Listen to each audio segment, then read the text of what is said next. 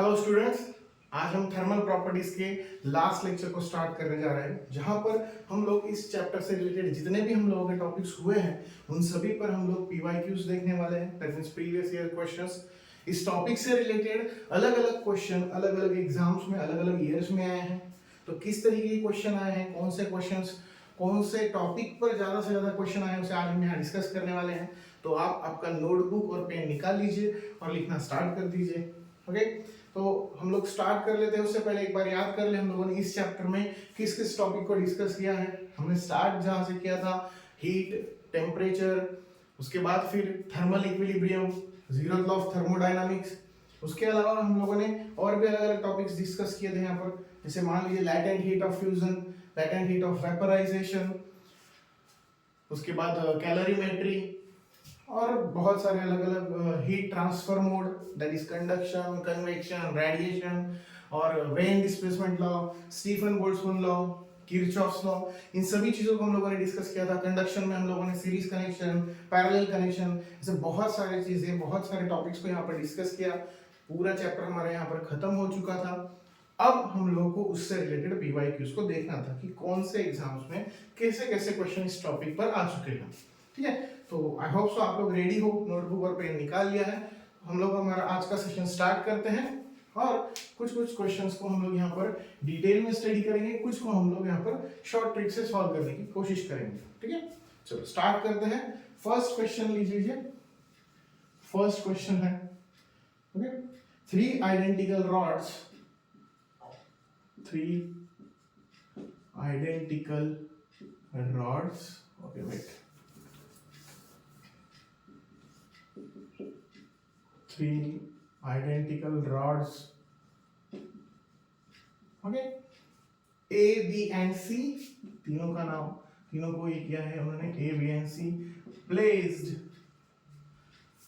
end to end, okay, end to end, okay? उसके बाद बोला है a temperature difference is maintained between free end A and C.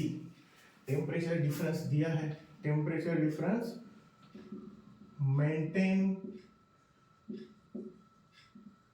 Between A and C.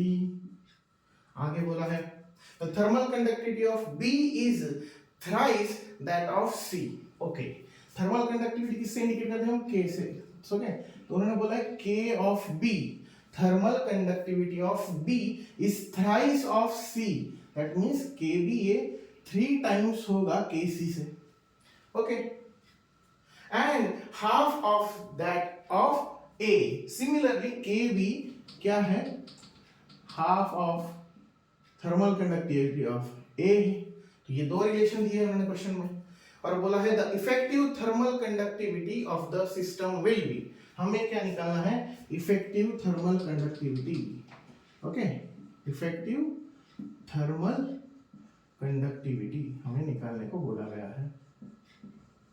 Okay, हम चार option भी लिख देते हैं हम। पहला दिया है 1/3 K, सेकेंड दिया है 3 times of KA, नेक्स्ट दिया है 2 times of KA और लास्ट दिया है 2/3 times of KA। ये क्वेश्चन आपको, ओके, ये क्वेश्चन आपको आया है KCET 2011 में। ओके ना, और इसके बारे में नोटिस कीजिए क्या क्या पूछा गया है, क्या क्या बताया गया है। ओके ना, तो अभी यहाँ पर एक चीज हम लोग कंसीडर कर लेते हैं कि ये जो रॉड है, देखिए यहाँ पर लिखा है end to end connection. That means we can say that this all three rods are in the series connection. So मान लीजिए अगर हम यहाँ पर लिख देते हैं the rods are in series connection, are in series connection. अब हम लोगों को सीरीज कनेक्शन से रिलेटेड अगर ये सॉल्व करना है तो आप सभी को पता होना चाहिए इन लोगों को यहाँ पर हम क्या कर सकते हैं। ऑप्शन देखिए, ऑब्जर्व कीजिए, इफेक्टिव थर्मल कंडक्टिविटी मतलब टोटल की। जैसे मान लो कि यहाँ पर हम लोग एक रॉड ले लेते हैं, उसे 3 अलग अलग सेक्शन में डिवाइड कर देते हैं। एक्चुअली वो 3 अलग अलग रॉड है, A, B, C। उन्होंने बोला है टेम्परेचर डिफरेंस यहाँ और यहाँ मेंटेन किया है, तीनों की अलग अलग थर्मल कंडक्टिविटी, और आंसर जो दिया है वो A के फॉर्म में ही दिया है। तो ठीक है, फिर एक काम करते हैं हम लोग भी जो टोटल ये है सभी को, के बी की वैल्यू तो आपको पता है कितनी है, के ए बाई टू। अब के सी की भी वैल्यू अगर बनानी है तो यहीं पे कर लेते हैं हम, के सी को भी के ए के फॉर्म में कन्वर्ट कर लेते हैं, जस्ट बिकॉज हमारे सारे के सारे ऑप्शन के ए में है। इसके लिए के सी इज इक्वल टू क्या हो जाएगा, 3 बार डिवाइड कर दीजिए, K B divided by 3। What is the K B, K B का वैल्यू ऑलरेडी दिया है यहाँ पर, देखिए के ए बाई 2 डिवाइडेड बाई 3, 2 नीचे कॉमन डिनोमिनेटर हो जाएगा, और आपका जो आंसर आएगा के सी के लिए इन द फॉर्म ऑफ के, वो क्या होगा, के बाई 6 होगा। चलिए यहाँ तक हो गए।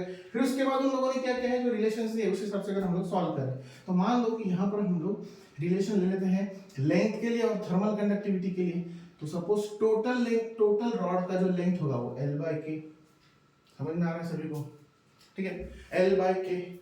अब उसको टोटल के लिए L बाई के है, सीरीज कनेक्शन में है तो कैसे लिखेंगे, L1, या फिर मान लो L ऑफ A के A plus L of B के B plus LC divided by KC। Okay, ऐसा कंसीडर कर लेते हैं कि जो लेंथ आइडेंटिकल बोला है उन्होंने, ठीक है, आइडेंटिकल मतलब मान लेते हैं कि इनका ए गैप भी सेम है, तो वो कैंसिल हो गया। ये L बाई के ए फॉर्मूला आपने देखा है रेजिस्टेंस के, थर्मल रेजिस्टेंस के यूज किया है। मान लो एरिया सेम था, कैंसिल कर दिया, लेंथ भी बाद में आप लोग कैंसिल आउट कर सकते हो। तीनों का लेंथ सेम है, अगर ऐसा हम कंसीडर कर ले तो तीनों का लेंथ सेम है। मान लो ये ए यहाँ पर लिख लेते हैं, आइडेंटिकल वर्ड का मीनिंग यही होता है, एल ए एल बी और एल सी सेम है, मतलब इसे हम एल लिख लेते हैं, हो गया। अब ये चीज यहाँ पर अगर हम ऐसा पुट कर दे तो एक्चुअली ये total this L plus L कितना हो जाएगा, 3L बाई के इज इक्वल टू, यहाँ पर वैल्यू पुट करना अगर स्टार्ट करें एल के ए का वैल्यू, ऑब्वियसली के ए क्योंकि आंसर के ए के फॉर्म में है, एल बी का वैल्यू क्या पुट करोगे आप, एल डिवाइडेड बाय के बी कितना है, के ए बाई 2 प्लस एल, के सी का वैल्यू कितना है, के ए बाई 6। डबल डिनोमिनेटर जितने भी हैं सभी को आप ऊपर शिफ्ट करवा दीजिए, सभी को ऊपर अगर शिफ्ट करवा देंगे तो क्या आएगा आगे, 3L बाय के इज इक्वल टू, ठीक है। अब यहां पर डिनोमिनेटर, डबल डिनोमिनेटर कुछ भी नहीं है, इसके लिए वो एज इट इज आएगा, हो गया।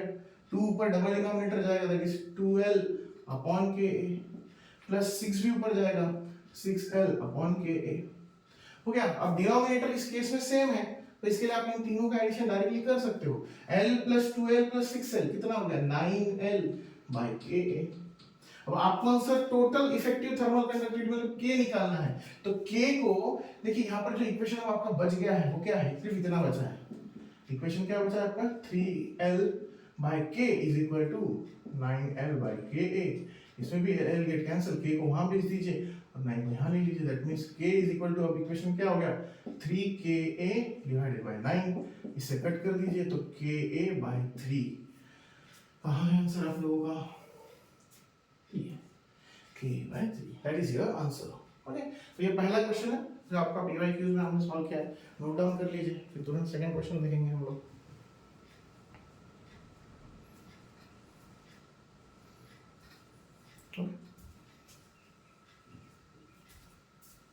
नेक्स्ट क्वेश्चन लीजिए।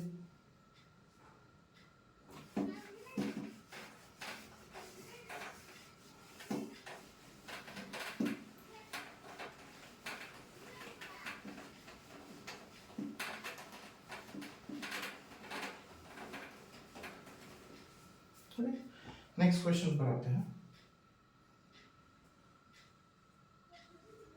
नेक्स्ट क्वेश्चन जो है वो भी 2011 में आया है, ठीक है ना। The thermal conductivity of the material, second question, the thermal conductivity of the material in CGS system. Okay, thermal conductivity in the CGS system जो दिया है वो कितना बोला है उन्होंने, 0.4। ओके, 0.4 थर्मल कंडक्टिविटी का CGS में। In the steady state, the rate of the flow of the heat, the rate of the flow of the heat, अब देखिए वो Q पहले हीट का दिया है, रेट बोला है तो T भी होगा, बट पहले यूनिट भी देख लेते हैं। उसने यूनिट बोला है 10 कैलोरी पर सेकेंड पर सेंटीमीटर स्क्वायर, में सिर्फ ये टाइम नहीं है तो Q बाय A इंटू टी, इसका वैल्यू दिया है 10 कैलोरी पर सेकेंड पर सेंटीमीटर स्क्वायर। देन बोला है the thermal gradient is means what, delta T by L निकालिए, ऐसा उसने बोला है। That is called as temperature gradient. What is meant by temperature gradient? Change in temperature per unit length. Change in temperature per unit length. आपको चार option दिए हैं यहाँ पर। पहला दिया है 10 डिग्री सेल्सियस पर सेंटीमीटर, दूसरा दिया है 12 डिग्री सेल्सियस पर सेंटीमीटर, तीसरा दिया है 25 डिग्री सेल्सियस पर सेंटीमीटर, और चौथा दिया है आपका ऑप्शन 20 डिग्री सेल्सियस पर सेंटीमीटर। 20 डिग्री सेल्सियस पर सेंटीमीटर। सोचिए किस चीज का ये है क्वेश्चन जो दिया है आपको। ये क्वेश्चन आप लोगों ने ऑलरेडी पहले बहुत सॉल्व किया है, ठीक है। फॉर्मूला कौन सा यूज करोगे आप लोग इसमें? ओके, फॉर्मूला कौन सा यूज करोगे आप लोग? Q divided by T is equal to K into A into T1, okay, TH minus TC divided by L। ये क्वेश्चन यूज हुआ है हम लोगों का कंडक्शन वगैरह के लिए, जब हम लोग कैलकुलेशन कर रहे थे थर्मल कंडक्शन वगैरह के लिए, तब ये यूज होता था। अब यहाँ पर क्या है कि आपको जो वैल्यू दी है वो किसकी दी है? Q बाय AT यहाँ बना दीजिए पहले। Q by A to T is equal to क्या हो गया आपका ये K। What is this? TH minus TC, that is delta T। यहाँ पर डेल्टा T के फॉर्म में लिखा है इसके लिए डिवाइडेड बाय L। इसका वैल्यू आपको दिया है, कितना दिया है? 10 इज इक्वल टू यहाँ पर K की वैल्यू कितनी दी आपको? 0.4 into delta T divided by L। 0.4 को डिवाइड करवा दीजिए यहाँ पर, तो अब कितना हो गया? 10 divided by 0.4 is equal to delta T upon. बस हो गया सॉल्व। फिर क्या है, इसका डिवीजन करवा दीजिए तो आपका आंसर आएगा, कितना आएगा? 25 डिग्री सेल्सियस पर सेंटीमीटर। 25 डिग्री सेल्सियस पर centimetre, that is your answer. ठीक है, नोट डाउन कर लीजिए सेकंड क्वेश्चन, फिर नेक्स्ट क्वेश्चन देखेंगे।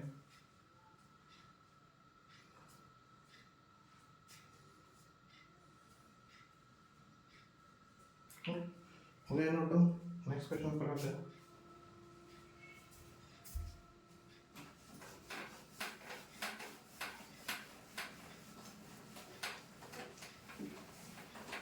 ये भी क्वेश्चन जो था 2011 दैट मींस 2011 में आकर गया है। नेक्स्ट क्वेश्चन पर आते हैं, तीसरा। ये जो क्वेश्चन है 2012 में आया है AIPMT।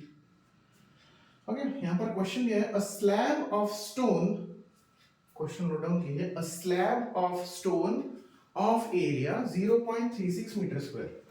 मतलब एक स्टोन का स्लैब है जिसका एरिया दिया है 0.36 मीटर स्क्वायर।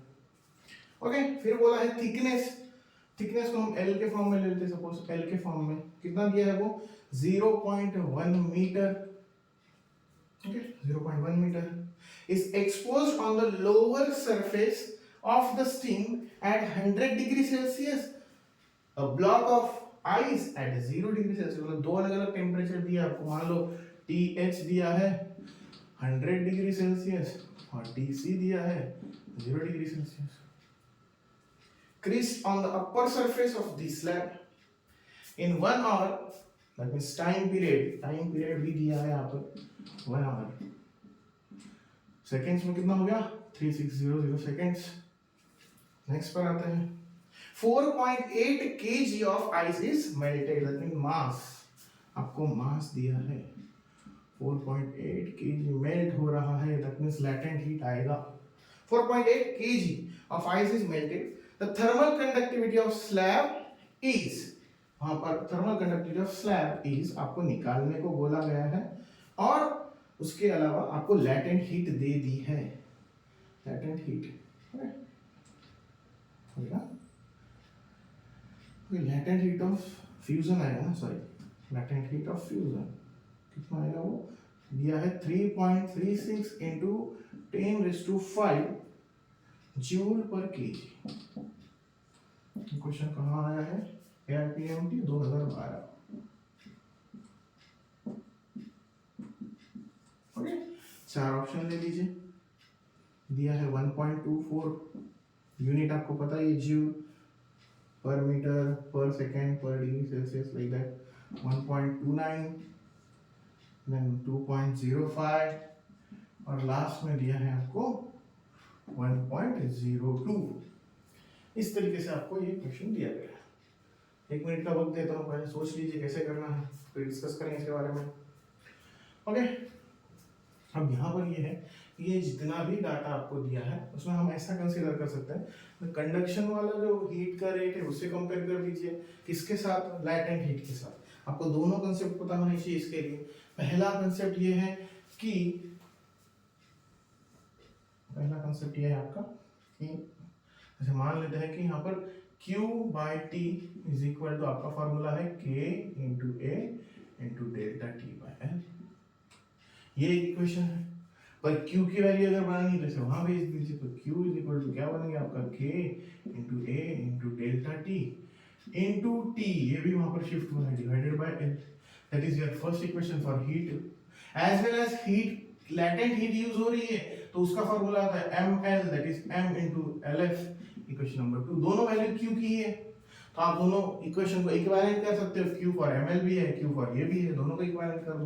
दोनों को इक्विवेलेंट करने की वजह से आपको जो फॉर्मूला बनेगा वो कैसे बनेगा, जैसे मान लो यहाँ पर आपको करना है Q का पहला इक्वेशन है m into lf is equal to दूसरा K इंटू ए, यहाँ पर TH minus TC into time divided by length. समझ में आ रहा है सभी को? K की वैल्यू फाइंड आउट करने को बोली है तो ये बाकी सारी चीजों को यहाँ पर शिफ्ट कर दीजिए। तो K इज इक्वल टू क्या होगा, यहाँ पर डिनोमिनेटर में यहाँ पर आ जाएगा, that means m into LF into L divided by ये सभी फैक्टर्स ऊपर न्यूमरेटर में यहाँ शिफ्ट होते हैं डिनोमिनेटर में, A इंटू डेल्टा T मतलब TH minus TC into time.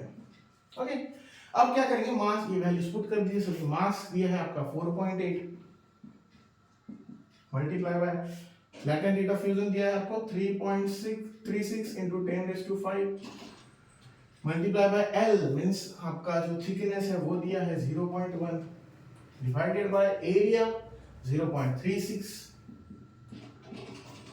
Multiply by delta T, that means TH minus TC कितना आएगा 100 degree Celsius multiply by last आपका टाइम जो है कितना 3600, 1 2 3 4, यहाँ से ये 4 कट कर दीजिए।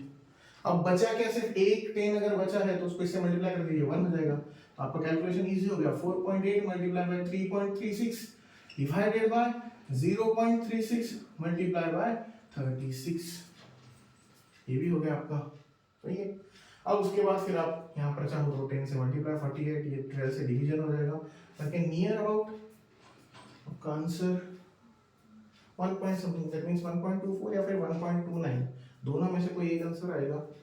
कैलकुलेशन करके बताइए। ओके, 1.24 क्या आंसर आने वाला है इसका, 1.24 will be the thermal conductivity for this question. आपका जो क्वेश्चन है उसके लिए तो थर्मल कंडक्टिविटी है वो कितना आएगा 1.24, नोट डाउन कर लीजिए। फिर नेक्स्ट क्वेश्चन देखते हैं।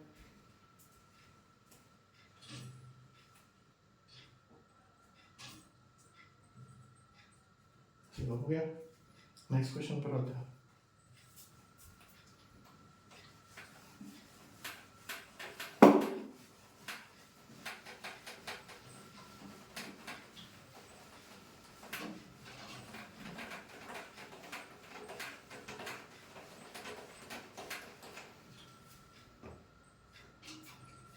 नेक्स्ट क्वेश्चन दिया है आपको, if the radius of a star is capital R, okay, एक स्टार है उसका रेडियस दिया है capital R and it acts as a black body. Obviously star बोला है तो जितने भी हम लोग स्टार्स देखते हैं वो क्या कंसीडर किए जाते हैं, black body. What would be the temperature of the star in which the rate of the energy production is Q? Rate of energy production.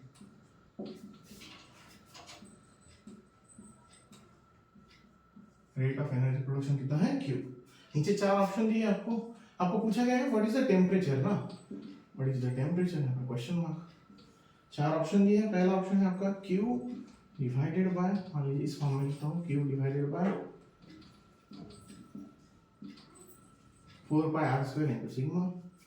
Second option दिया है आपको q divided by 4 pi are square into sigma 1/2। Third option दिया है आपको 4 pi are square into q divided by sigma 1/4। और last option दिया है D q divided by 4 pi are square into sigma 1/4। ये ऑप्शन दिया है। ओके, स्टार्स के क्वेश्चन को सॉल्व करने को बोला है। सोचिए क्या करना पड़ेगा आप लोगों को।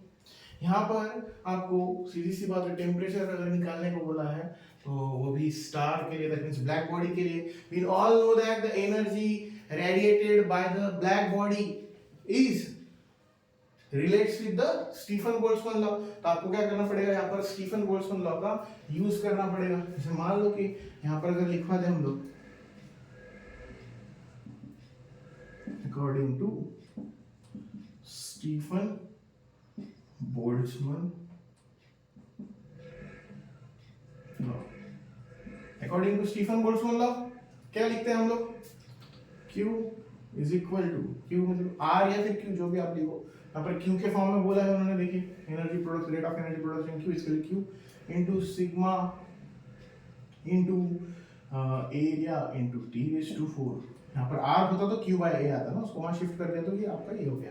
अब अगर हम स्टार को 4 पाई आर स्क्वायर, एरिया दिख रहा है सब जगह पर 4 pi are square 4 pi are square, तो एरिया क्या पुट कर दीजिए यहाँ पर, सिग्मा एज इट इज रहने दीजिए, एरिया पुट कर दीजिए आप 4 pi are square, capital R लेना पड़ेगा क्योंकि रेडियस उन्होंने कैपिटल आर बोला है, इंटू T⁴।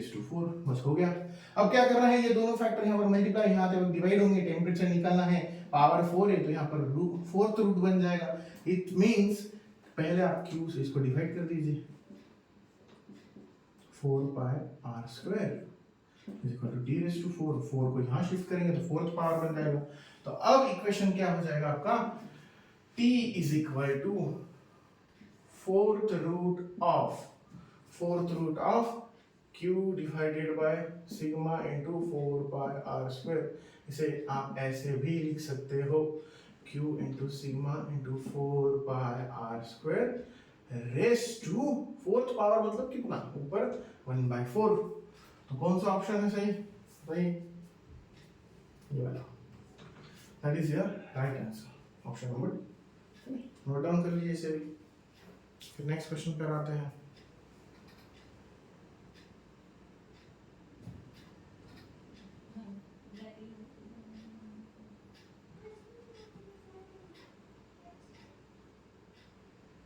ओके, हो गया नोट डाउन। नेक्स्ट क्वेश्चन लीजिए।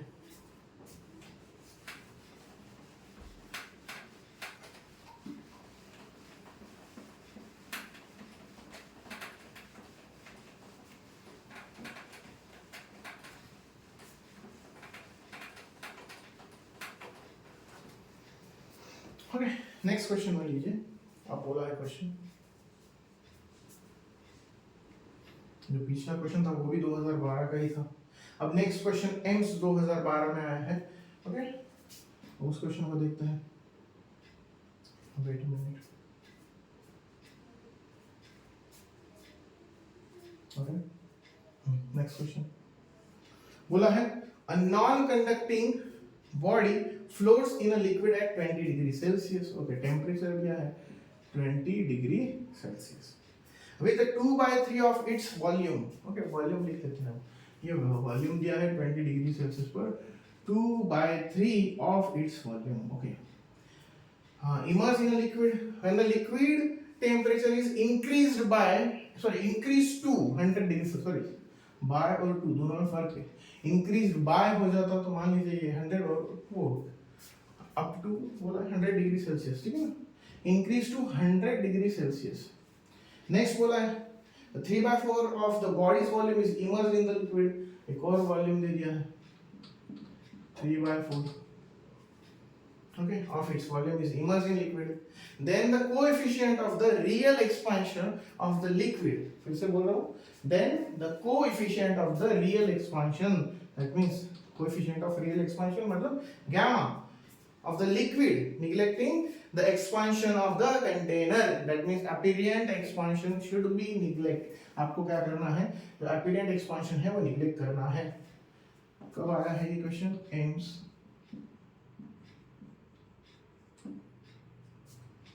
2012. चार ऑप्शन ले लीजिए यहाँ पर. 15.6 into 10⁻⁴ per degree Celsius. Second option, 156 into 10⁻⁴ per degree Celsius. Next option, 1.56 into 10⁻⁴ per degree Celsius. और लास्ट ऑप्शन है 0.156 into 10⁴ पर डिग्री सेल्सियस. वॉल्यूम के लिए क्वेश्चन दिया है, सोचिए आपको कौन सा इक्वेशन यूज करना पड़ेगा. Coefficient of volumetric expansion, that means gamma is equal to v2 minus v1 upon v1 into t2 minus t1. ठीक है ना, ये लॉजिक लगाइए.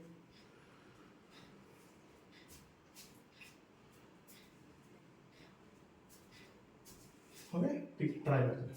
क्या बोला है, गामा निकालने को बोला है, तो गामा इज इक्वल टू, हम लोग का इक्वेशन होता है v2 minus v1 divided by v1 into t2 minus t1. एक एक करके वैल्यू पुट कर दीजिए. v2 कितना दिया है आपको, 3/4. क्या आ गया आपका 3/4 माइनस v1 दिया है 2/3 डिवाइडेड बाय v1 फिर से कितना दिया है 2/3 into 100 minus 20. बस अब इसे कैलकुलेट करना है. ऊपर आप क्रॉस मल्टीप्लाई कर लीजिए चाहे तो. 3 3 9 minus 8, 9 minus 8 1, और ये आपका आ गया 1/12 डिवाइडेड बाय, ये कितना हो गया आपका, ये हो गया आपका 80, 80 2 जा 160, 160 डिवाइडेड बाय 3. यहाँ तक अगर आ गए हो तो अगर इसे मल्टीप्लाई कर दोगे तो ये कुछ इस तरीके से हो जाएगा 1/12 मल्टीप्लाई बाय 3 तो 160. इसे यहाँ पर कैंसिल कर दिए, 3 4 जा 12 ना. अब कितना रह जाएगा 1, और यहाँ पर 4 into 160, इतना हो गया.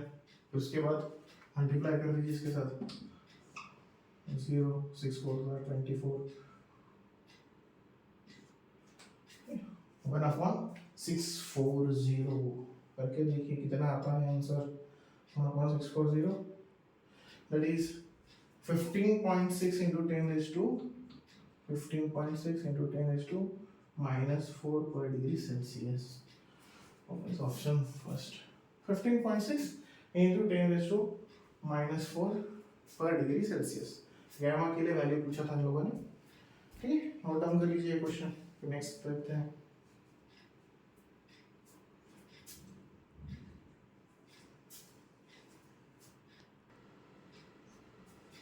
ओके, ये हो गया है, तो नेक्स्ट क्वेश्चन नोट डाउन कीजिए.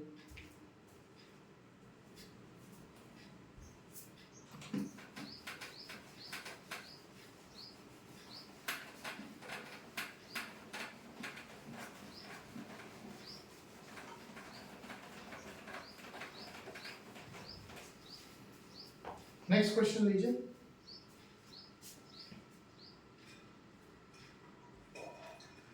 दो 2012 एम्स में आया है ये भी. 2 slabs A and B of the different material but of the same thickness. Okay, चीजों को नोट कीजिए. फर्स्ट 2 स्लैब बोले हैं, 2 slabs A and B of same material है, but okay sorry same नहीं, different material but thickness same है. इसका मतलब थिकनेस अगर लेना है LA और LB दोनों सेम होगा. Are joined end to form composite slab. End to end end to end मतलब कौन सा कनेक्शन आया, सीरीज कनेक्शन, ओके ना। एंड टू एंड मतलब कौन सा, अभी इस सेशन के स्टार्टिंग में जो पहला क्वेश्चन देखा उसमें वही था।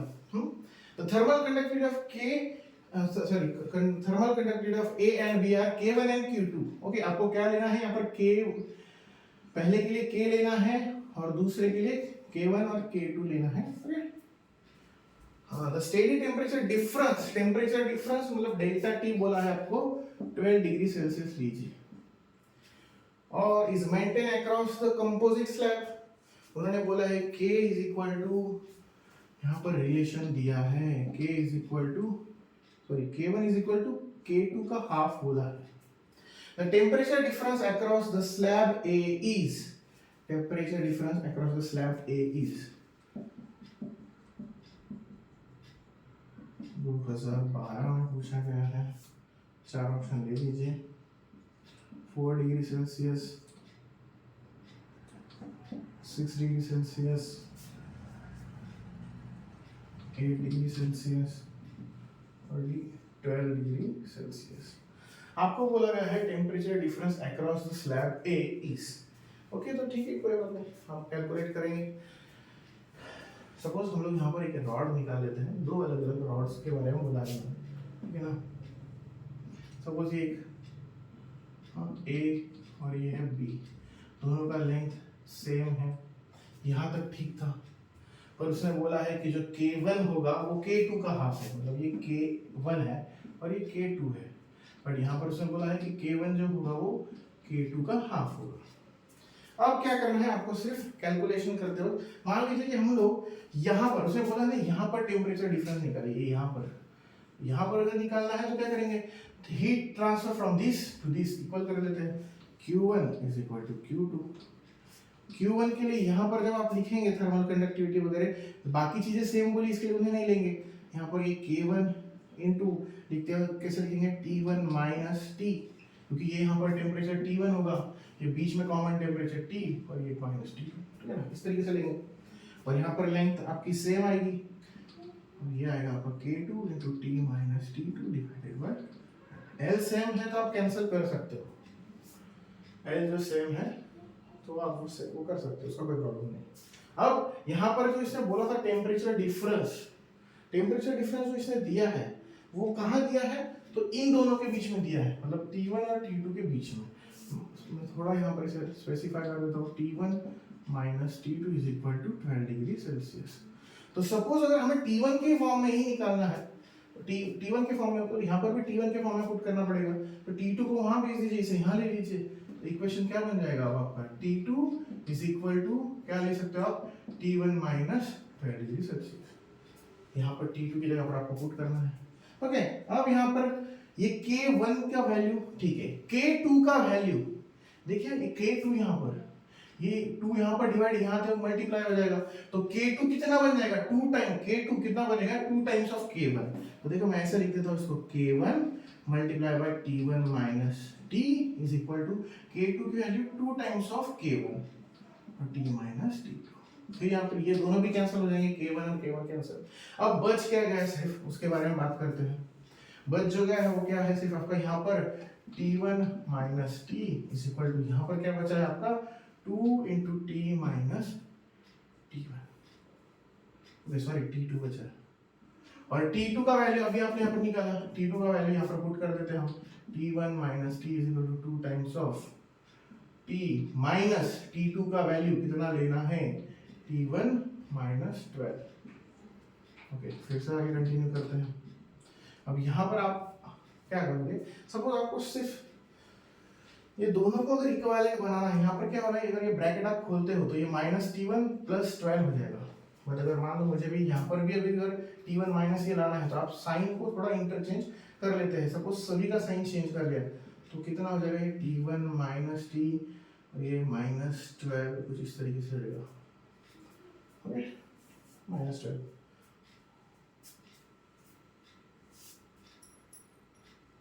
ब्रैकेट को ओपन कर लीजिए, ब्रैकेट को ओपन कर दो, क्या होगा, T1 माइनस T, ओके, ये 2 times of T1 minus T यहाँ पर शिफ्ट कर देंगे तो ये 3 हो जाएगा ना, तो ये कितना हो गया आपका 3 times of 3 times of T1 minus T is equal to 24।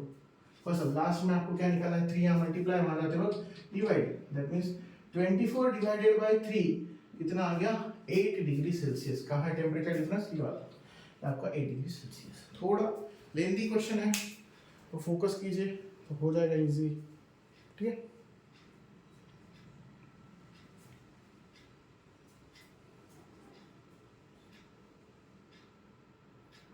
और डन हो गया तो नेक्स्ट क्वेश्चन पर आते हैं।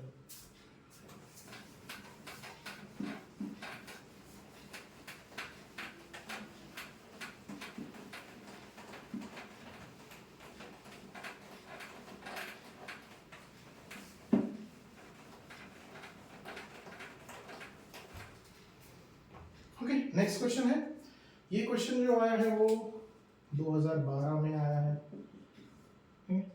बोला है if thermometer reads freezing point of water as 20 degree Celsius. Actually freezing point कितना होता है 0 डिग्री सेल्सियस ना। यहाँ पर उन्होंने बोला कि मान लेते हैं कि फ्रीजिंग पॉइंट कितना रीड किया है 20 डिग्री सेल्सियस। हो चुके हैं ऐसे क्वेश्चन हमारे। And boiling point as 150 degree Celsius. Boiling point भी शिफ्ट हुआ है, boiling point actually 100 degree Celsius है, बट बॉइलिंग पॉइंट उन्होंने कितना बोला है 150 डिग्री सेल्सियस रीड किया है। हाउ मच थर्मोमीटर रीड्स, देखिए how much thermometer reads when the actual temperature is 60 degree Celsius. ये लाइन में यहाँ पर लिख देता हूँ, how much thermometer reads, how much thermometer reads when temperature is 60 degree Celsius. जब टेम्परेचर कितना होगा 60 डिग्री सेल्सियस होगा तो थर्मोमीटर कितना रीडिंग दिखाएगा, इसे पूछा गया है AFMC 2012 में, ठीक है।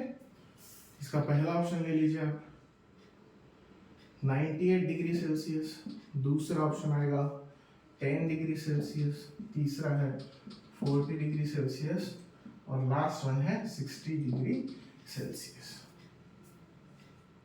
बस आपको क्या करना है, एक्चुअल कंडीशन और अभी जो उसने बताया है उन दोनों को कंपेयर करना है और सॉल्व करना है, और कुछ भी नहीं, ठीक है।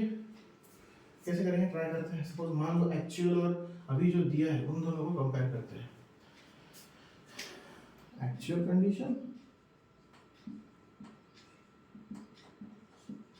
और गिवन कंडीशन को कंपेयर कर लो। आपको थर्मोमीटर के फॉर्म में, थर्मोमीटर और वो भी डिग्री सेल्सियस के फॉर्म में दिया है ना, तो ठीक है एक काम करते हैं। उन्होंने जिस हिसाब से बोला है एक्चुअली कंडीशन क्या होनी चाहिए, सपोज वो निकालना है हमको, जो एक्चुअली 60 डिग्री सेल्सियस जब होगा तो कितना हो गई। उन्होंने बोला है कि अगर आपका फ्रीजिंग पॉइंट 20 डिग्री सेल्सियस है, एक्चुअल में कितना होता है 20 डिग्री सेल्सियस, बॉइलिंग पॉइंट कितना होता है। अब उन्होंने बोला है 60 डिग्री सेल्सियस जब आ जाएगा तो एक्चुअल में जब 60 डिग्री सेल्सियस आएगा माइनस LFP कितना होता है 0 डिग्री सेल्सियस। फिर यहाँ पर क्या आएगा आपका, यहाँ पर याद है आपको फार्मूला को जैसा हम लोग पहले फार्मूला लिख लेते हैं, degree Celsius minus LFP divided by, यहाँ पर क्या लिखते हैं UFP upper fix point minus LFP। यहाँ पर भी वही करते हैं सेम। यहाँ पर उन्होंने बोला है 60 डिग्री सेल्सियस जब होगा तब 60 degree Celsius minus 0 upper point 100 minus 0 is equal to, यहाँ पर क्या करेंगे कितना आएगा वो आपको निकालना है। और अब 0 डिग्री सेल्सियस की जगह पर फ्रीजिंग पॉइंट कितना दिया है इसने 20, यहाँ पर कितना आया है 150/20, ठीक है। अब सॉर्ट आउट कर लीजिए, 60 माइनस 0 60 और 100 कितना देगा, 0 कैंसिल कर दीजिए, 6/10 को और छोटा अगर कर दे आप डिवीजन करके तो कितना जाएगा ये 3/5 इज इक्वल टू, यहाँ पर कितना हो रहा है ये आपका x minus 20 is equal divided by 130। Cross multiply कर लीजिए, क्रॉस मल्टीप्लाई करने के बाद जो आपका आंसर आएगा वो कितना होगा, चलिए देखिए 3 multiply by 130 is equal to 5 को वहाँ पर मल्टीप्लाई करना है तो ये 5x माइनस 100 हो गया इतना।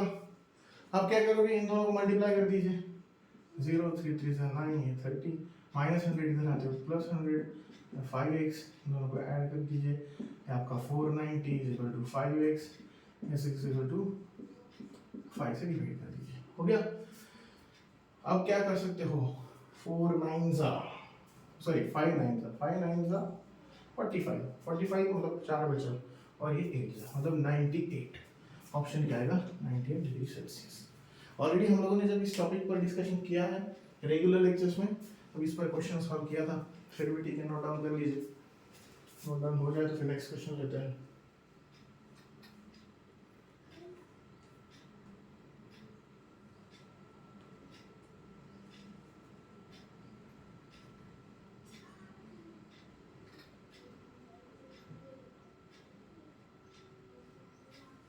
Okay, next question.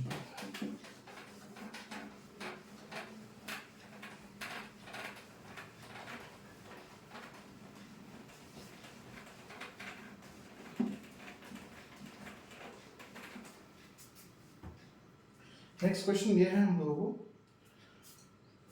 In a mercury thermometer the ice point, that means lower fixed point, is marked as 10 degree Celsius. फिर से बोलिए, ice point या फिर lower fixed point जो भी बोलिए आप, कहां पर मार्क किया है, 10 डिग्री सेल्सियस पर। And steam point upper fix point,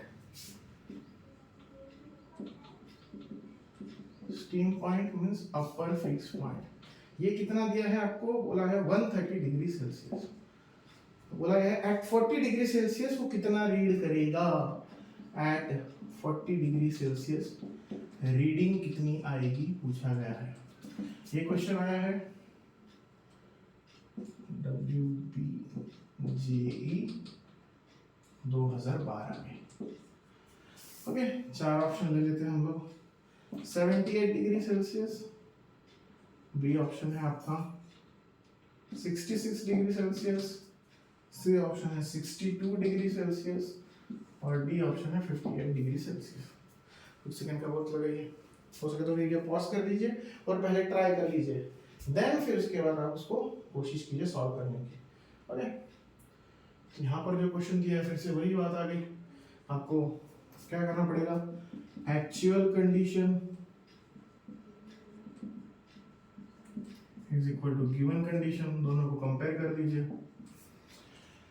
actual condition हमारा ये है कि 40 डिग्री सेल्सियस आने वाला है, माइनस लोअर फिक्स्ड पॉइंट हम लोगों का 0 होता है एक्चुअल लाइफ में, steam point that means boiling point 100 degree Celsius is equal to minus 0 हो गया। उधर की तरफ 40 डिग्री सेल्सियस पर कितना आएगा ये निकालना है, और 0 की जगह शिफ्ट होकर 10 हो गया है, 100 की जगह शिफ्ट होकर 130 हो गया है। अब इसे कैलकुलेट कीजिए, 100 सॉरी 40 माइनस 0 40, ये 0 0 कैंसिल कर दीजिए, 2 से डिवाइड कर दीजिए, तो ये हो जाएगा आपका 2/5 इज इक्वल टू यहाँ पर x माइनस 10 और यहाँ पर कितना हो जा रहा है आपका 120। बस अब आपको क्रॉस मल्टीप्लाई करना है, आंसर निकालना है, 122 240, यहाँ पर 5x माइनस 50, इसे मल्टी यहाँ पर माइनस यहाँ पर आते हुए क्या हो जाएगा plus 290 is equal to 5x, divide कर दीजिए, 290 डिवाइडेड बाय 5 तो कितना आएगा, 5 5 25, 4 बचेगा, 5 that means 58 degree Celsius, 58 will be the answer. ठीक है, नोट डाउन कर लीजिए इसे, फिर नेक्स्ट क्वेश्चन देखेंगे।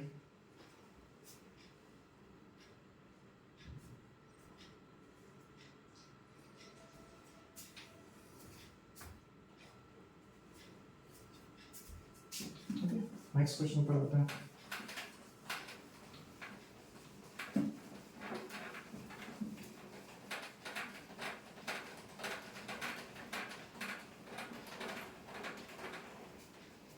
ओके, नेक्स्ट क्वेश्चन जो दिया है वो देखते हैं कौन से साल का है।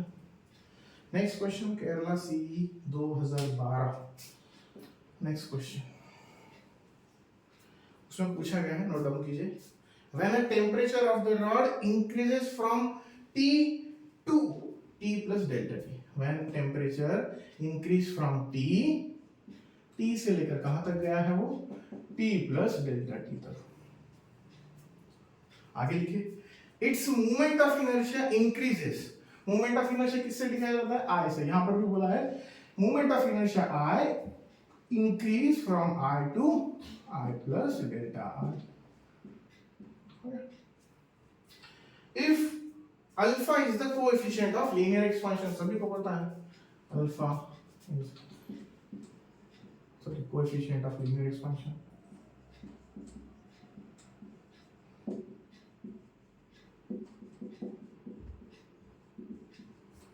तो उसने पूछा है आगे, if the alpha is the coefficient of linear expansion of the rod, then the value of delta I by I, ये निकालना है आपको।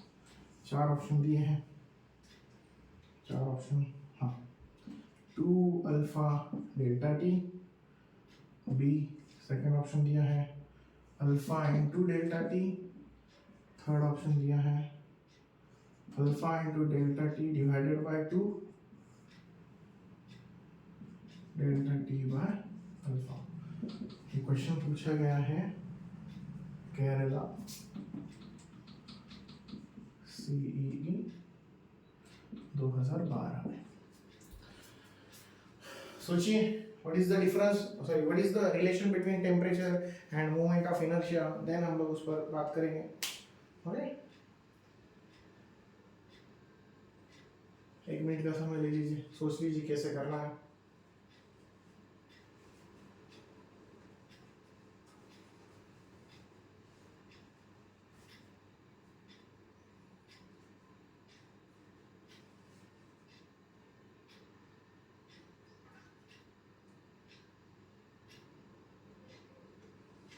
अगर हो गया है तो बात करते हैं मूवमेंट ऑफ इनर्शिया के बारे में। बात करें तो हमें सभी को पता है movement of inertia, what is the movement of inertia? Okay, movement of inertia is the property of a material by which it can oppose to change in the state. ठीक है, हम लोगों ने सेंटर ऑफ मास के topic में पढ़ा जाता है, हम वहां पर पढ़ते हैं what is the movement of inertia, उसके बारे में और अलग अलग, ठीक है, कंसेप्ट पढ़ते हैं। मूवमेंट ऑफ इनर्शिया प्रॉपर्टी होती है एक बॉडी की जो उसकी कोई भी स्टेट को, अगर वो रेस्ट में है तो उसे तुरंत मोशन कंडीशन में नहीं आने देता, या फिर वो मोशन में है तो उसे तुरंत रेस्ट कंडीशन में नहीं आने देता। तो उसके लिए हम लोग फॉर्मूला जब देखते हैं तो हमें पता है movement of inertia I is depends on, ये डिपेंड्स होता है, is depends on square of dimensions, square of dimension. अब बात सिर्फ इतनी है कि यहाँ पर जो डायमेंशन डिस्कस किया जा रहा है वो कोएफिशिएंट ऑफ लीनियर एक्सपेंशन है, दैट मींस L के बारे में। तो मैं यहाँ पर ऐसे लिख देता हूँ कि movement of inertia is proportional to square of L। अब ये delta I by R that means error का फॉर्म हो गया, जस्ट लाइक, सही है, एरर का फॉर्म जैसे होता है वैसे। तो अगर यहाँ पर हम डेल्टा I बाय I अगर लिखेंगे तो एरर्स का रूल है, इसे हम आगे शिफ्ट करेंगे पावर को, तो पावर आगे शिफ्ट हो गया, तो अब हो गया 2 डेल्टा L बाय L। और कोएफिशिएंट ऑफ लीनियर एक्सपेंशन पढ़ते वक्त आपको पढ़ाया जाता है the linear strain. What is the linear strain? Change in length to the original length. Linear strain is equal to क्या होता है? अल्फा इनटू डेल्टा टी होता है। इसे ऐसा पढ़ाया जाता है एक्चुअली पहले, delta L by L is proportional to delta T. फिर इसको आपको इज इक्वल टू फॉर्म में लाने के लिए अल्फा इनटू डेल्टा टी में कन्वर्ट करना होता है। ठीक है, अब यहां तक आ गए आप लोग। अगर आपको पता है कि delta L by L alpha into delta T होता है, तो ये देखिए यहां पर क्या वैल्यू पुट कर दीजिए इस जगह पर, बस वो वैल्यू पुट कर दीजिए अल्फा इनटू डेल्टा टी। आगे आपका आंसर कौन सा है? First option. ठीक है, बहुत इजी क्वेश्चन था, नोट डाउन कर लीजिए। नेक्स्ट क्वेश्चन तुरंत पॉज करके लिख लीजिए पहले। हाँ, नेक्स्ट क्वेश्चन पर आते हैं।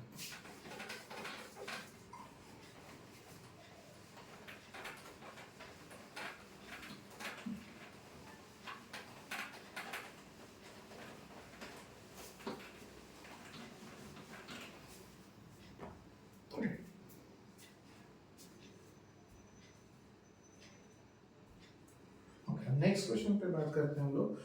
अगला क्वेश्चन है the temperature for hot and cold end of 20 ग्राम।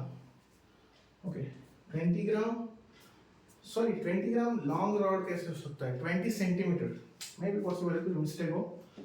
क्या दिया है वहां पर? The temperature of hot and cold end of 20 centimetre long. मान लो ये लेंथ दिया है 20 centimetre. Rod is thermally steady state at 100 degree Celsius है मतलब मान लो ये TH 100 डिग्री सेल्सियस और कोल्ड का दिया है 20 degree Celsius respectively. The temperature of the centre of the rod is, एक रॉड दिया है, एक रॉड दिया है, उसके दोनों एंड को आप एक को TH बना दो विच इज 100 डिग्री सेल्सियस, एक को TC बना दो which is 20 degree Celsius, length बता दो 20 सेंटीमीटर। बस आपको पूछा गया है टेम्परेचर एट द सेंटर, यहाँ पर टेम्परेचर कितना है निकालिए। आपको 4 ऑप्शन दिए हैं, 50 degree Celsius, 60 degree Celsius, 40 degree Celsius और लास्ट में दिया है 30 डिग्री सेल्सियस। ये क्वेश्चन आपको पूछा गया है FMC 2012 में। वीडियो को 1 मिनट पॉज कर दीजिए और सोचिए आपको कि आप इसे कैसे कैलकुलेट करोगे। ठीक है, चलो कैलकुलेट करके देखते हैं, हो गया होगा तो। अब हम सभी को पता है ये 2 पोर्शन में अगर बढ़ गया है तो यहाँ पर जो हीट पास होगी Q1 वही इक्वल होगी Q2 के साथ। ऑलरेडी ऐसा ही क्वेश्चन अभी हुआ है पीछे, तो सॉल्व करते तो कैसे लिखोगे आप, Q1 is equal to Q2। Q1 का फॉर्मूला आप लिखोगे K इंटू A इंटू यहाँ पर TH माइनस T, क्योंकि यहाँ से लेकर यहाँ तक फ्लो हो रहा है तो ये पहला पोर्शन है, तो डिवाइडेड बाय लेंथ। सेंटर बोला उसने, सेंटर 20 सेंटीमीटर का सेंटर मतलब कितना हो गया, 10 सेंटीमीटर पे हो गया। फिर यहाँ पर आएगा आपका K into A into T minus TC, क्योंकि अब की बार हीट कहाँ से कहाँ जा रही है, यहाँ से यहाँ जा रही है, मतलब T से TC की तरफ। यहाँ पर भी 10 ये कैंसिल कर दीजिए, आपका हो गया। और कुछ दिया नहीं है, A और K कुछ दिया नहीं, सेम मटेरियल का है, आइडेंटिकल होगा तो दोनों कैंसिल। बचा क्या है, TH minus T is equal to T minus TC। TH कितना दिया है 100 minus T is equal to T minus 20। काम कर दीजिए, वहाँ शिफ्ट कर दीजिए, इसे यहाँ शिफ्ट कर दीजिए, तो कितना हो गया, ये प्लस 20 और ये T plus T, 100 plus 20 120, T plus T 2T, 2 को डिवाइड कर दीजिए, T is equal to 120 divided by 2 that is 60 degree Celsius. Centre पर जो टेम्परेचर आएगा वो कितना होगा, 60 डिग्री सेल्सियस होगा। नोट डाउन कर लीजिए इसे, फिर अगले क्वेश्चन की तरफ जाते हैं।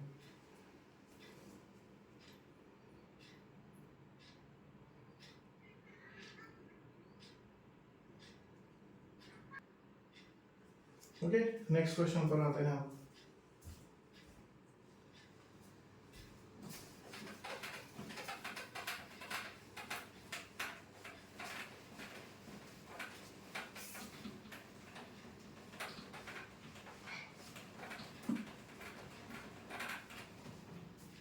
नेक्स्ट क्वेश्चन नोट डाउन कीजिए। A piece of iron is heated in a flame. It first become dull red, then become reddish yellow, and finally turns to white out. इसका मतलब एक आयरन पीस लिया है, आयरन पीस को heating करने की वजह से, हीट करने की वजह से उसके अलग अलग स्टेज देखने को मिले हैं। पहला हमने बोला है कि डल रेड, फिर वो चेंज होकर रेडिश येलो में कन्वर्ट हुआ है, रेडिश येलो, और लास्ट में बोला गया है कि वो व्हाइट में कन्वर्ट हुआ है। The correct explanation of the above observation is possible by using, कौन सा लॉ ये हम लोग को एक्सप्लेन करवाता है, और ये क्वेश्चन पूछा गया है NEET medical entrance exam NEET 2013 में। 4 ऑप्शन दिए हैं, बहुत इजी क्वेश्चन है, थ्योरेटिकल क्वेश्चन है, कोई सॉल्व वगैरह करने की जरूरत नहीं। Stefan's law, second option Wien's displacement law, next option है किरचॉफ्स लॉ, किरचॉफ्स लॉ, और लास्ट में दिया है आपको न्यूटन्स लॉ।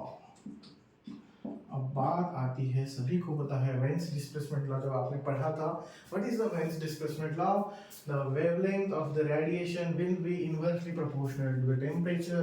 वहां पर आपको ये ग्राफ निकलवा कर आपको पढ़ाया गया था, याद होगा सभी को।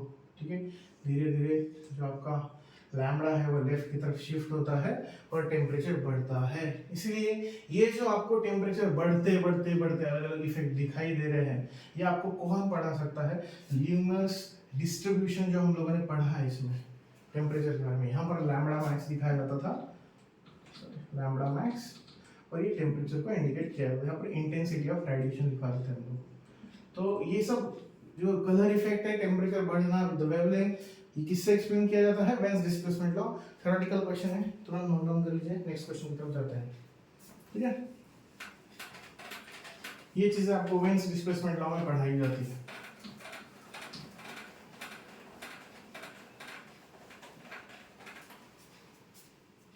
नोट डाउन हो गया है, नेक्स्ट क्वेश्चन पे आते हैं। नोट डाउन कीजिए, the total radiant energy per unit area, total radiant energy per unit area normal to the direction of incidence, normal to the direction of incidence received at a distance r, distance r अभी तक जो बोला है उसको note down करने के लिए, distance r, capital R, from the center of star or star of radius small r,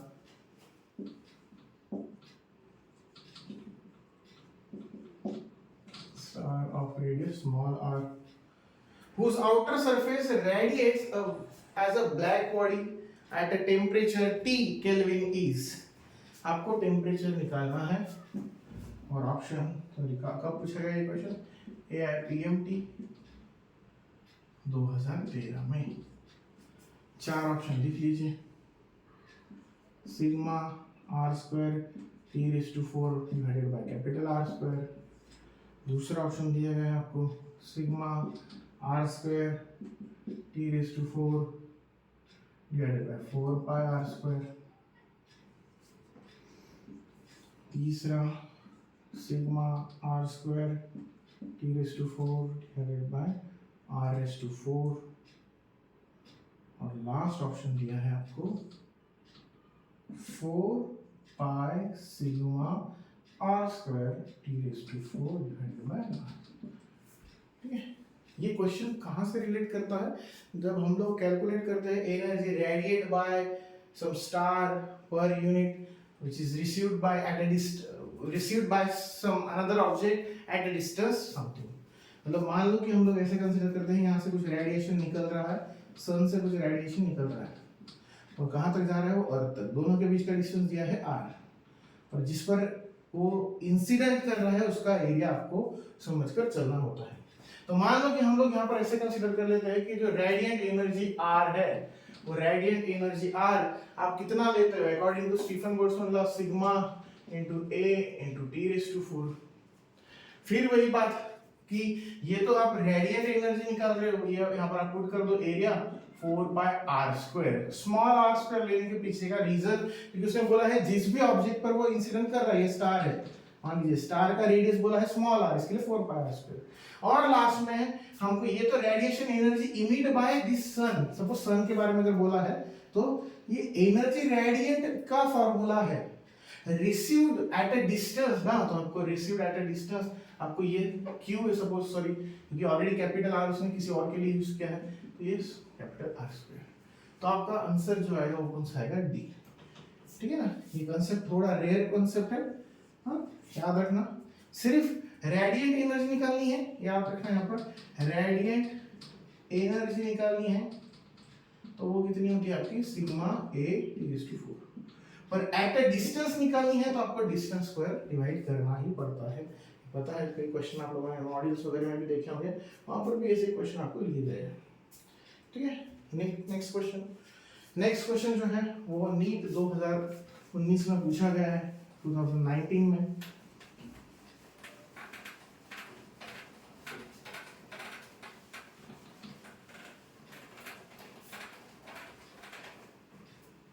okay, note down कीजिए।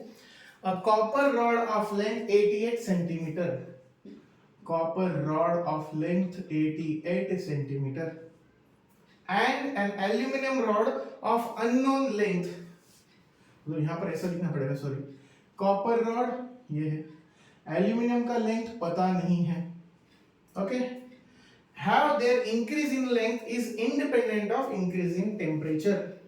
इसका मतलब चेंज इन टेम्परेचर का चेंज इन लेंथ से कोई लेना देना नहीं है। The length of the aluminium rod is, the length of the aluminium rod is, आपको निकालना है length of aluminium rod. Option है आपके पास 113.9 सेंटीमीटर, दूसरा ऑप्शन दिया है 88 सेंटीमीटर, तीसरा ऑप्शन दिया है 68 सेंटीमीटर और चौथा ऑप्शन दिया है आपको 6.8 सेंटीमीटर। फिर बता रहा हूँ ये क्वेश्चन जो आया है आपका, ये क्वेश्चन आपको पूछा गया है नीट 2019 में पूछा गया है। फिर से बोलता हूँ क्वेश्चन देखिए, कॉपर का लेंथ दिया है 88 सेंटीमीटर और एल्यूमिनियम रॉड का लेंथ निकालना है और लिखा है साफ कि there increase in length independent of increase in temperature. मतलब चेंज इन लेंथ का चेंज इन टेम्परेचर से कोई लेना देना नहीं है। इसका मतलब हम लोग ऐसा कंसीडर कर सकते हैं, यहाँ पर आपको पहली बात तो दो चीजें पता होनी चाहिए कि यहाँ पर आपका जो अल्फा फॉर कॉपर, दो चीजें पता होनी चाहिए। अल्फा फॉर कॉपर जो होता है वो कितना है, नोट डाउन कर लेना है, 1.7 इंटू 10⁵ पर डिग्री सेल्सियस। और अल्फा फॉर एल्यूमिनियम जो होता है वो कितना होता है, 2.2 into 10⁻5 degree Celsius, 2.2 into 10⁻5 degree Celsius. यहाँ पर अगर ये चीजें हमको पता है, उन्होंने बोला है independent of change in temperature and change in length है, तो हमें बस इतना करना है alpha of copper into length of copper, क्योंकि अल्फा और लेंथ का रिलेशन एक दूसरे से क्यों वो भी बता देता हूँ मैं। और यहाँ पर लिखना है alpha of aluminium into length of aluminium. सभी को पता है बाकी चीजें दी नहीं है। देखिए बाकी चीजें दी नहीं मतलब क्या कि अल्फा इज इक्वल टू आपका होता था L2 minus L1 upon L1 into T2 minus T1। उन्होंने बोला change in length does not depends, ये दोनों कैंसिल कर दीजिए, इसको यहाँ भेज दीजिए। तो alpha into length for copper जितना होगा वही प्रोडक्ट इसके लिए होगा, कॉपर का और एल्यूमिनियम का सेम होगा। तो बस अब आपको यहाँ पे पहले पुट करनी है, अल्फा फॉर कॉपर कितना है 1.7 इंटू 10⁻5 और कॉपर की लेंथ दी है 88 सेंटीमीटर। वही अल्फा एल्यूमिनियम के लिए कितना दिया है 2.2 इंटू 10⁻5 लेंथ फॉर एल्यूमिनियम। इसे यहाँ पर डिवाइड भेज दीजिए, 10⁻5 10⁻5 minus cancel, 1.7 multiplied by 88 divided by 2.2 is equal to length of aluminium। दोनों को 10 से अगर मल्टीप्लाई कर दीजिए तो ये कितना हो जाएगा 17, 88 लेंथ ऑफ एल्यूमिनियम। 22 से इसे कट कर दीजिए 4, 17 4 जा कितना हो जाता है 68 सेंटीमीटर। ये आपका आंसर है। ठीक है, इजी क्वेश्चन था। बस एक वो लाइन को याद रखना है आपको कि जो चेंज इन टेम्परेचर है वो इंडिपेंडेंट है चेंज इन लेंथ के साथ। तो ये चीज आप कैंसिल करके डायरेक्टली रिलेशन बना सकते हो, अदरवाइज थोड़ा सा कंफ्यूजन हो सकता है। ठीक है, नेक्स्ट क्वेश्चन पर आते हैं। अगला जो क्वेश्चन है वो आपका नीट 2016 से है। ओके, नीट 2016 से, ये नोट डाउन अगर हो गया है तो नेक्स्ट क्वेश्चन पर आते हैं।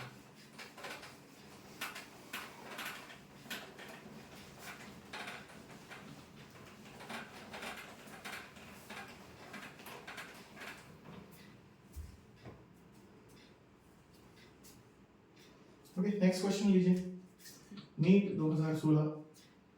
Coefficient of linear expansion of brass and steel rod are alpha 1 and alpha 2। ये जो दिया है अल्फा 1, ये दिया है कोएफिशिएंट ऑफ लीनियर एक्सपेंशन। किसके लिए दिया है ये उन्होंने, ब्रास के लिए। सेकेंड जो दिया है अल्फा सेम है, बट सिर्फ किसके लिए दिया है आपकी बार, ब्रास की जगह पर ये स्टील के लिए दिया है। ये दोनों हो गए। आगे उन्होंने बोला है length of brass and steel rods are L1 and L2। Similarly ये L1 जो है वो किसके लिए है, length of brass, L2 length of steel. If L2 minus L1 is maintained at same at all temperature, L2 minus L1 मतलब change in length, sorry, maintain at all temperature maintain at all temperature, which one of the following relation holds good. तो नीचे दिए गए option में से कौन सा सही है? नीट 2016 नोट डाउन कर लीजिए, इंपॉर्टेंट क्वेश्चन है। अगर ये सब चीजें हैं तो L2 minus L1 maintain at all temperature, सभी रेंजेस में वो इक्वल है, तो नीचे दिए गए कौन से ऑप्शन का जो रिलेशन है वो सही है? Alpha 1 L1 square is equal to alpha 2 L1 square. तो यहाँ पर L2 दिया है। बी ऑप्शन लीजिए, बी में दिया है उसने alpha 1 square into L1 is equal to alpha 2 square into L1, यहाँ पर L2 दिया है। सॉरी, तीसरा alpha 1 L1 is equal to alpha 2 L2, और लास्ट ऑप्शन दिया है alpha 1 L2 is equal to alpha 2 L1। इन चारों ऑप्शंस में से कौन सा ऑप्शन सही है, बस इतना आपको गेस करना है। ओके, देख लेते हैं कौन सा सही है। अब उन्होंने जो बोला था कि जो आपका चेंज इन लेंथ है, change in length L2 minus L1 that is delta, ये सभी के लिए सेम है, ऐसा बोला है उन्होंने, सभी के लिए जो गिवन कंडीशन उसके सेम। यहाँ पर मैं ये L1 डेल्टा L2 ऐसे लिखवा देता हूँ।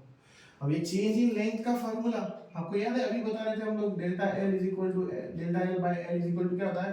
Alpha into delta T. तो डेल्टा L का फार्मूला क्या बनता है? डेल्टा L का फार्मूला बनता है L into alpha into delta t. So similarly यहाँ पर delta L1 is equal to delta L2 ऐसे अगर बोला है उसने, तो डेल्टा L1 का वैल्यू कैसे आएगा? L1 into alpha 1 into delta T. यहाँ पर क्या आएगा? L2 तो अल्फा 2 इंटू डेल्टा टी। यहाँ पर लिखा है, देखिए वर्ड एट ऑल टेम्परेचर, सभी सेम है, टेम्परेचर लेने की जरूरत ही नहीं है, कैंसिल कर दीजिए। अब बच क्या गया? L1 alpha 1 is equal to L2 alpha 2, that means option C is correct. इस चीज को नोट डाउन कर लीजिए।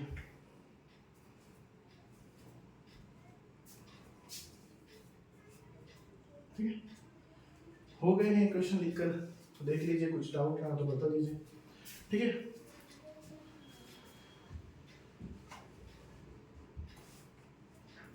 आई होप सो ये सभी क्वेश्चन आपको समझ में आए हो। जितने भी क्वेश्चन लिए हम लोगों ने आज, वो सभी के सभी किसी ना किसी एग्जाम में कभी ना कभी किसी ना किसी सवाल में पूछे गए हैं। सिमिलरली यहाँ पर हम लोग ऐसे डिक्लेयर करते हैं कि जो आपका थर्मल प्रॉपर्टीज ऑफ मैटर है वो चैप्टर खत्म हो चुका है इस सीरीज के लिए, पर फिर भी जैसे जैसे अगर इससे रिलेटेड जो भी वर्कशीट है या फिर जो भी और पीवाईक्यू या अपडेट्स मिलते रहेंगे, हम इस चैनल पर डालते रहेंगे ताकि आप और ज्यादा प्रैक्टिस कर सको। इसी के अलावा हम लोग नेक्स्ट सीरीज के नेक्स्ट लेक्चर में अगला टॉपिक स्टार्ट करेंगे, that is kinetic theory of gas. Okay, तो प्रिपेयर करते रहिए। अगर कुछ प्रॉब्लम आया तो आप बता सकते हो कमेंट बॉक्स में, और कुछ भी इससे रिलेटेड हो या कोई भी अदर टॉपिक से रिलेटेड हो, अगर कोई भी क्यूरी आता है तो आप कमेंट बॉक्स में बताइए। हम एज सुन एज पॉसिबल उस पर वीडियो बनाने का कोशिश करेंगे और आपका हेल्प करने की कोशिश करेंगे। Thank you, best of luck.